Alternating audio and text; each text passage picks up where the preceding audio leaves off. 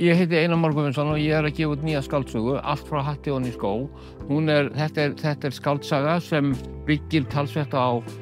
árunum sem ég bjó í Kaupmannahöfn og segir frá baráttunni við skáldskapinn og líka bara söguna sem orðin mjög áhugaverð saga, sem sé saga Íslands og Danmerkur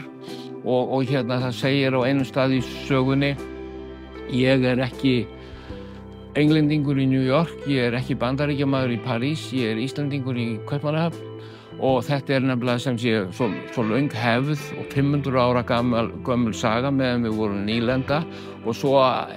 er Ísland, svo erum við Íslendingar svolítið svona í Kaupmannahöfn, þá erum við sko, það er allt samfélagið okkar er þarna sko, það er alveg frá Vestrifengsel og upp í ráðuneytinu. Titillinn Allt frá hatti ofan í skó, þetta er titill sem ég sæki svipað sko, þetta kallast líka á við fyrstu ljóðabókina mína sem heitir Er nokkur í kórónafötum hér inni og þetta Allt frá hatti ofan í skó, þetta var auglýsingaslagorð frá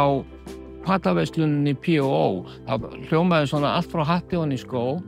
herradeild P&O og svo kom símanúmerið 12345. Og svo kemur þetta sko, teygir þetta sig út í þessa tíma því til dæmis Guðbergur Bergsson talaði P&O-klædda NATO-bylta. Þetta svona hafði svona yfir sér eins og kórónafötin